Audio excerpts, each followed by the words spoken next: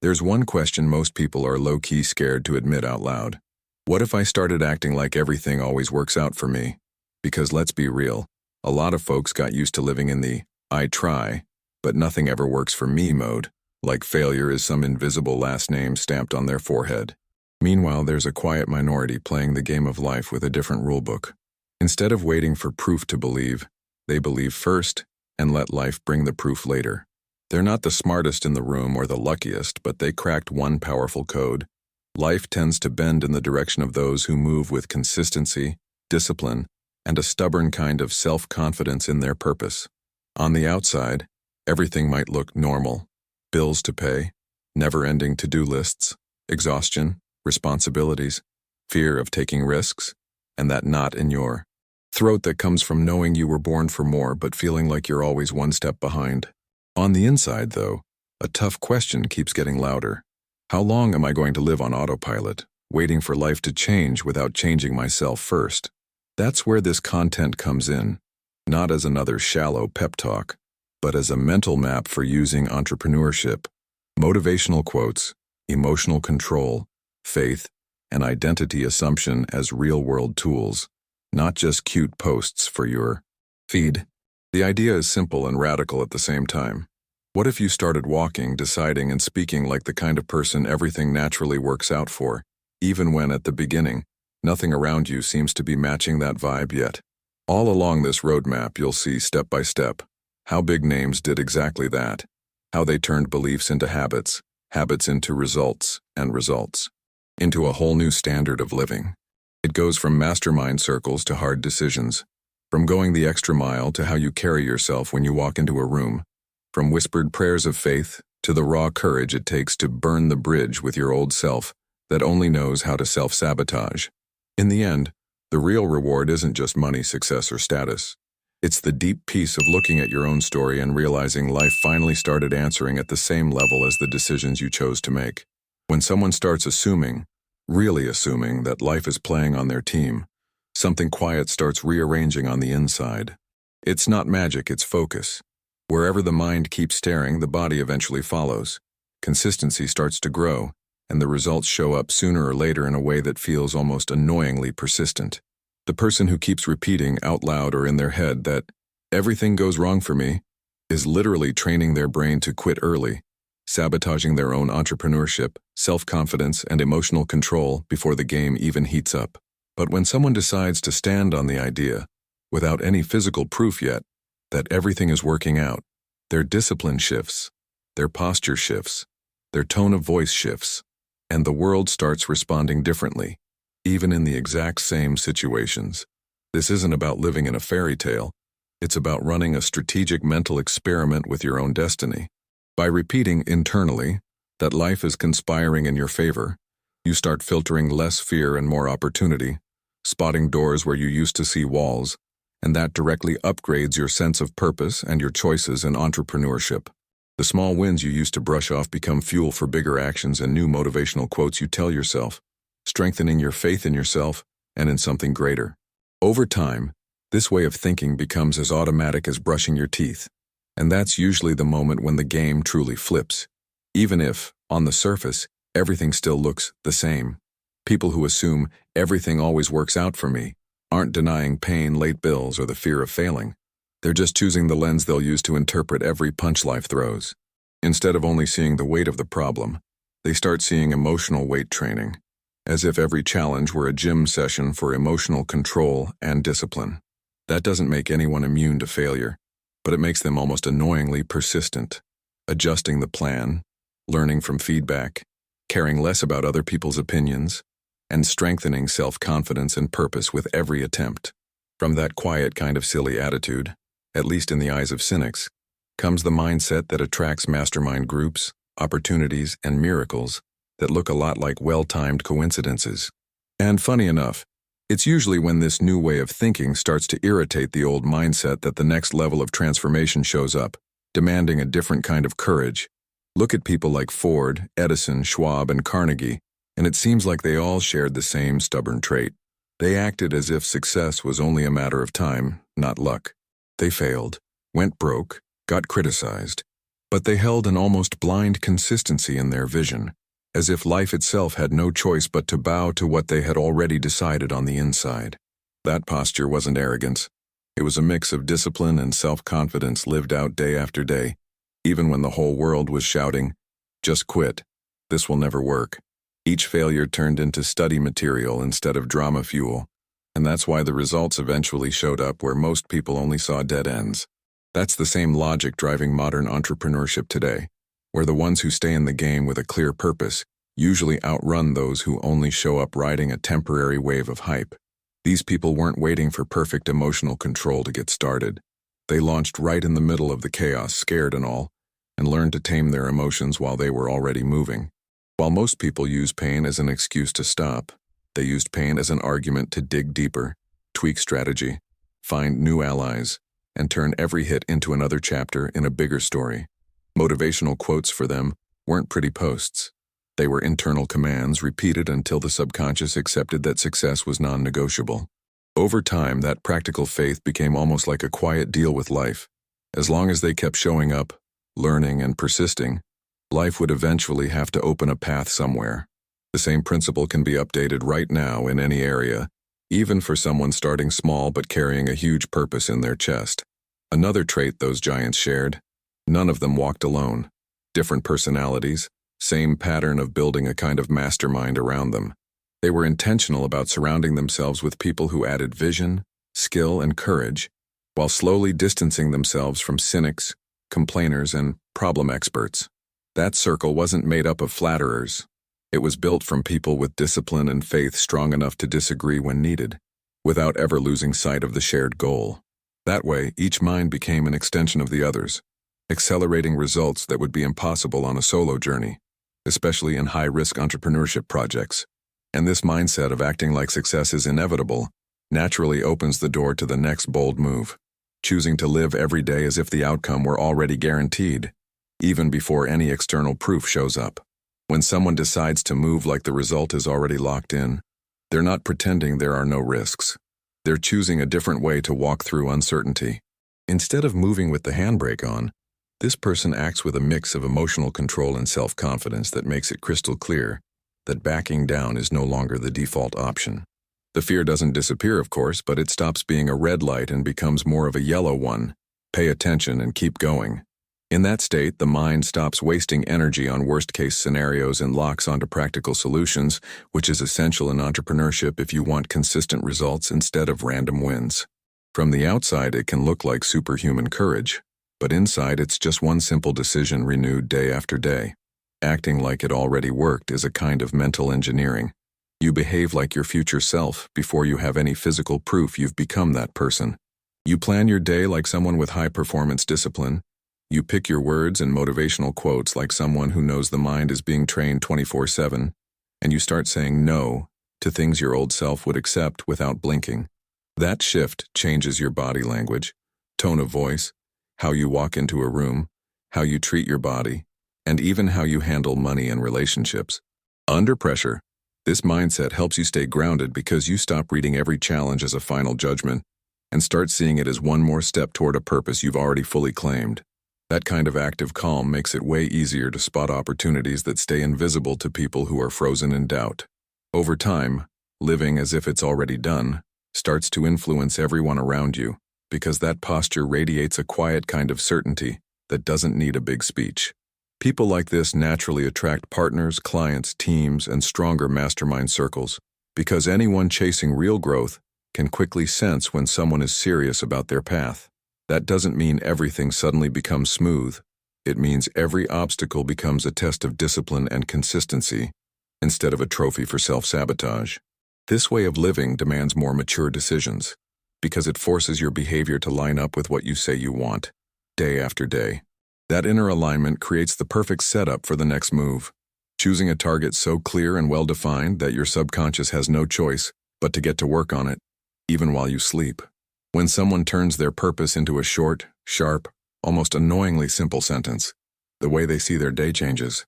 It stops being "I want a better life" and becomes "I'm building this right here" with a beginning, middle, and end they can see in their mind, even if nobody else fully gets it. That sentence becomes a filter. What doesn't help gets downgraded. What does help gets priority, even when it's boring, scary, or tempting to postpone. Little daily choices, bedtime, who you talk to, what you consume online, start lining up with that inner target. That's the moment entrepreneurship, consistency, and discipline stop being nice ideas and turn into a lifestyle that would surprise anyone who only knew your old version. That goal, burned into the subconscious, works like a silent GPS. Even when you drift, something inside you knows you're off route. You might get distracted, but you can't fully settle in the same old place because there's a new identity knocking nonstop. Motivational quotes stop being random lines and start serving as reminders of that purpose, like you're reintroducing yourself to yourself in the middle of the chaos. That strengthens emotional control because not every outside comment hits like a knife anymore. A lot of it turns into opinions from people who don't know the goal I'm carrying inside. That inner clarity becomes a kind of spiritual immunity against toxic comparison, gossip, envy, and distractions that drain your energy without giving you any real results back. Little by little, your brain starts working for that goal almost on autopilot, connecting ideas, remembering chances, and dropping insights at random times, like in the shower or on a walk.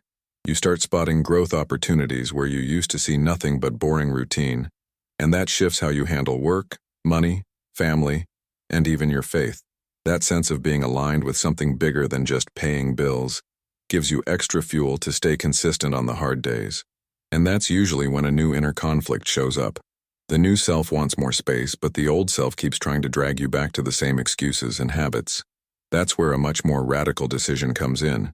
The one that separates people who just talk about change from the ones who actually flip their life. The faith of people who really build things doesn't come from a weekend emotional high. It's built in silence, brick by brick, through the conscious repetition of what they choose to believe. Every time someone intentionally repeats that they'll find a way, that they're capable, that they deserve to prosper, they're adding another block to the structure of self-confidence. The subconscious doesn't sit there fact-checking whether it's already true today. It just records what's repeated with emotion and consistency. If someone spends years saying, "I can't handle this, nothing works out for me," the brain takes that as an order and aligns emotions, choices, and results to match. On the flip side, when a person chooses to plant words of entrepreneurship, courage, purpose, and victory every single day, they start rewriting the invisible foundation of everything they experience. The process is almost boring in its simplicity. Repeat, feel, and act in alignment. Repeating motivational quotes without emotion or action is like trying to fill a bucket full of holes. It's noisy, but nothing really sticks. The shift starts when someone changes what they say and also starts taking small steps that match what they're declaring. If they say they're building discipline, they start honoring their schedule. If they say they have emotional control, they learn to pause and breathe before snapping back. Every time they act in line with the new identity, they're sending a clear message to the subconscious. This is what I want to be, my new normal. Over time, faith stops being just a distant spiritual concept and turns into a practical force that shows up in how someone handles money, family, health, and business. They start trusting the process more than the mood of the day, which strengthens their consistency even when external results haven't caught up yet. A brain reprogrammed by conscious repetition begins offering new responses, better ideas, more patience, and less automatic self-sabotage. That active kind of faith becomes a shield against emotional swings because the person understands they don't need to feel like it to do what needs to be done. And just when this new inner structure starts getting solid, an uncomfortable call shows up to take the next step, shutting down the escape routes that keep the old self alive, even when it feels strangely comforting to explain why nothing changes. At some point, you realize the issue isn't a lack of information. It's an excess of emergency exits. There's always a, if this doesn't work, I'll just go back to, and that exact go back is what keeps the old identity fed and cozy. Burning the bridge here isn't reckless. It's a mature decision to stop flirting with the version of you that only knows excuses, drama, and delay. After that line is drawn, discipline is no longer negotiable because there's no emotional backup plan, no running back to that old job, toxic relationship, or destructive habit that always led to the same results. It's scary, but it also releases a huge amount of energy that used to be drained by doubt, fear, and procrastination. Burning the bridge in practice means cutting access points. contacts who only drag you down, environments that fuel your worst habits, routines that quietly kill your purpose. It means unfollowing people who trigger toxic comparison and intentionally surrounding yourself with those who speak the language of growth, entrepreneurship, and consistency. It also means setting new personal rules around time, boundaries, and priorities that protect the future you're building, even while your old self throws a tantrum inside. Along the way, your emotional control gets tested nonstop because the brain loves what's familiar even when familiar hurts. It takes real faith to keep walking when every part of you is begging to go back to that safe zone that honestly was never that safe. Once the bridge is gone, something powerful happens. Every step forward carries more weight, more presence, more truth. You start taking your own word seriously because you know there's no longer the comfort of just quitting and going back. That full assumption of responsibility builds a new layer of self-confidence, not based on theory, but on the daily practice of honoring your own choices.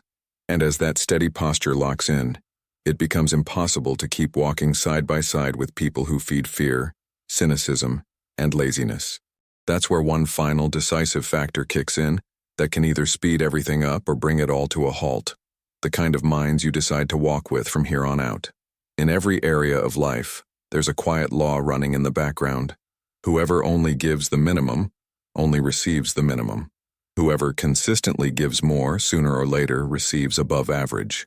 The so-called law of compensation explains exactly that.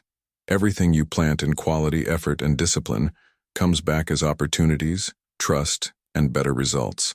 Walking the extra mile means choosing to do a bit more than you're paid for, a bit better than what was agreed even when no one's watching. At first it feels like nobody notices, almost unfair, but that consistency builds a reputation you can't buy with marketing. That reputation opens doors in entrepreneurship, promotions, partnerships, and invitations that never land in the lap of people who live in bare minimum and complain mode. The extra mile isn't about working yourself into the ground. It's about working with purpose, self-confidence, and a personal standard of excellence that doesn't depend on instant applause. People who live like that don't slack off, don't deliver just anything because no one will notice. They look in the mirror and know they gave the best they could with what they had. That attitude creates a different kind of energy. Bosses, clients, and partners feel they can trust you because they see consistency, responsibility, and emotional control even on rough days. Some people might try to take advantage of that. But the law of compensation keeps working, sending returns through unexpected channels, referrals, recognition, financial growth, and doors that once looked permanently locked. Over time, you realize you're building something way bigger than a paycheck. You're building market value and, most importantly, character value. When the extra mile becomes your new normal, it floods into how you study, care for your health, build relationships, and pursue your spiritual growth. You stop asking, what's the least I can do?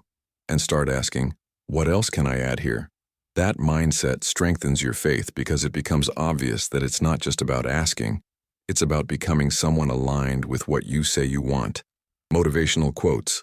In that context, stop being fluff and turn into reminders to keep your standard high, even when nobody's clapping. And as that mentality settles in, another multiplying factor becomes more and more visible. The way you show up in the world. Your personality, your energy, and how people feel after being around you. There's a kind of person who shifts the whole atmosphere just by walking into the room. They speak calmly, maintain eye contact, listen for real, and give off a quiet, you're safe here vibe. That's not some magic talent. It's a mix of emotional discipline, intention, and daily practice. Having a pleasant personality doesn't mean being fake. It means choosing to be a steady, respectful, grounded presence. People like this know how to use their voice clearly, avoid destructive sarcasm, and don't need to yell to be heard because their self-confidence shows in every gesture. In any entrepreneurship context, that kind of person naturally attracts collaboration, loyalty, and opportunities that never show up for people who are constantly reactive and hard to deal with. Being pleasant doesn't mean being a pushover who says yes to everything. It's having enough emotional control not to dump your inner chaos onto everyone around you. It's being able to say no respectfully, correct without humiliating, and disagree without turning everything into war. That posture quietly sends a strong message. We can grow together here, which matters just as much in personal relationships as it does in business partnerships and mastermind groups. People like this are remembered, recommended, and defended even when they're not in the room, because others feel they leave conversations better than they came in. Over time, that silent influence, combined with steady consistency, becomes a kind of emotional capital that weighs heavily when it's time to decide who leads, who gets promoted, and who's trusted with big projects. Soon, building a pleasant personality becomes part of your own purpose. You choose to be a channel of peace, clarity, and motivation in a world that mostly runs on shouting and reactivity. You start using motivational quotes not just to lift yourself, but to lift the people around you, without losing the firmness needed to keep healthy boundaries. That takes faith, because the payoff isn't always instant. Sometimes the world answers back with rudeness, and that's exactly when your emotional discipline gets stretched the most. Those who stay the course notice the results showing up as deeper relationships, real support networks, and doors that open because of their way of being, not just their resume. When this way of living lines up with everything built in the previous steps, it becomes obvious that real change doesn't come from a single insight, but from something way simpler, more repetitive, and more powerful than most people are willing to commit to. The real turning point doesn't come from one epic video or a pretty line in your notebook. It comes from what you tell yourself every single day. Autosuggestion is exactly that process of intentionally planting thoughts and images in your mind until your subconscious treats them as normal. When you consistently affirm that you have discipline, emotional control, self-confidence, and purpose, you're literally rewriting your internal script. Your brain begins operating as if that identity were already real, even if your external results haven't fully caught up yet. That's why so many people feel like they changed inside before seeing outside evidence, because the work always starts backstage. This shift is built on simple habits repeated at almost sacred times, right when you wake up, before you sleep, and in small pauses throughout the day. Instead of feeding your mind with automatic complaining, you choose to feed it with thoughts that line up with the future you want to live. You write your goals, read them out loud, visualize them, feel them as if they're already real, and, most importantly, take small practical actions that match that new identity. It's not about perfection, it's about repetition. A little better today than yesterday, with more presence, more discipline, and more focus on results that actually align with your purpose. Over time, this cycle builds a new emotional base where faith stops being abstract and becomes a daily experience of watching your own mind finally work with you, not against you. Living as if it's already done is the closing loop of this whole process. You start walking, speaking, deciding, and relating like the version of you that has already crossed the valley of doubt. You stop waiting to feel ready and start acting while you're becoming the person you claim to be, powered by repetition, identity assumption, and daily consistency. Every choice becomes a vote for the new identity, and each well-lived day reinforces in your subconscious that this is how life works for me now. This lifestyle blends entrepreneurship with practical spirituality. You trust, but you also do your part with seriousness and a good sense of humor, without romanticizing laziness or victimhood. Step by step, almost without noticing, you find yourself standing inside the scene that once only existed in your imagination, opening the door to a new chapter where acting like everything works out stops being a strategy and starts being a straight description of your story. If everything you've read up to this point just sits in your head as cool content, nothing in your life will actually change. The real difference starts when you grab these principles and turn them into routine. You decide today what assumption you're going to carry, what purpose you're going to write down, and what kind of consistency, discipline, and emotional control you'll practice even when nobody's watching. So here's the straight question. Out of everything you've seen here, what are you going to start applying today? Not tomorrow, not when things calm down, but right now, with what you already have. Take an honest look at your own story. How long are you going to accept living below what you already know deep down you're capable of living? What bridge still needs to be burned? What decision have you been putting off? What mastermind do you need to connect with? And which old habits are quietly stealing your results? If you stayed exactly the way you are now for the next 5 years, would you call that life a reward or a waste of potential? This is not about guilt. It's about waking you up because nobody's going to sneak into your mind and hit the change button for you. So if this message hit home, the next step is simple. Start acting like everything from today forward is beginning to line up in your favor, and back that up with real moves. And so you don't have to walk this entrepreneurship path alone. With motivational quotes in action, faith, identity shifts, and deep inner change. Go ahead and subscribe to the channel and turn on notifications right now so you can keep learning and leveling up with every new video. Are you really ready to change your life? Or are you going to let this be just one more piece of content you watched and forgot?